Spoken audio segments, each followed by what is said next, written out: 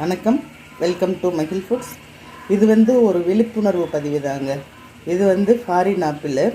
எவ்வளோ அந்த apple August 4ஆம் தேதி வாங்கின ஆப்பிள். இன்னும் எந்த பக்கமுமே ஒரு அழுகலோ எதுவுமே ஏற்படலை. உள்ளே எப்படி இருக்குன்னு இனிமேல் தான் கட் பண்ணி பார்க்கணும். இந்த வெளியே பொறுத்த பார்த்திங்கன்னா எவ்வளோ மெழுகு இருக்குது பார்த்தீங்களா. இந்த ஆப்பிள்லாம் நம்ம சத்துக்காக சாப்பிட்றோம்.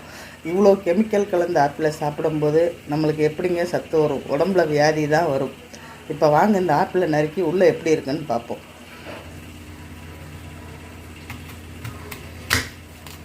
சரிங்களா, இப்போ வரைக்கும் கெட்டு போகலை, உள்ள அப்படியே இருக்குது. இன்றைக்கி தேதி 20. கிட்டத்தட்ட ஒரு 16 நாள் ஃப்ரிட்ஜுக்குள்ளேயே வைக்கல. நான் வெளியவே வச்சுருந்து டெஸ்ட் பண்ணுறதுக்காகத்தான் வச்சுருந்தேன். அப்போ இதில் எவ்வளோ ஒரு வெளியே வச்சாலும் அந்த கெட்டு போகாத தன்மைக்கு எப்படி இருக்குது பாருங்கள், கெமிக்கல் கலந்து. இதெல்லாம் நம்ம சாப்பிட்டோம்னா உடம்புக்கு என்ன? அதாவது இது ஒரு விழிப்புணர்வு பதிவு தான். இது நம்ம ஊரில் இருக்கிற ஆப்பிள் அப்படின்னு பார்த்திங்கன்னா ஒரு 3 நாளைக்கு மேலே நம்மளால் வச்சுருக்க முடியாது. ஆப்பிள் அந்த பக்கம் அமுங்கும், ஒரு மாதிரி அழுகுன தன்மை வந்துடும். இந்த மாதிரி பழங்களை வாங்கி சாப்பிட்றதுக்கு நம்ம ஊரில் விளையிற கொய்யா, நாவற்பழம், சப்போட்டா, அந்த மாதிரி சீசனுக்கு வரக்கூடிய பழங்களை சாப்பிட்டு வந்தோம்னாலே நம்மளுக்கு உடம்புக்கு ஆரோக்கியமாக இருக்குங்க. நீங்களும் இதை ஃபாலோ பண்ணுங்கள். இனிமேல் இம்போர்ட்டட் ஆப்பிள் இதெல்லாம் வாங்க மாட்டீங்கன்னு நினைக்கிறேன். நன்றி, வணக்கம்.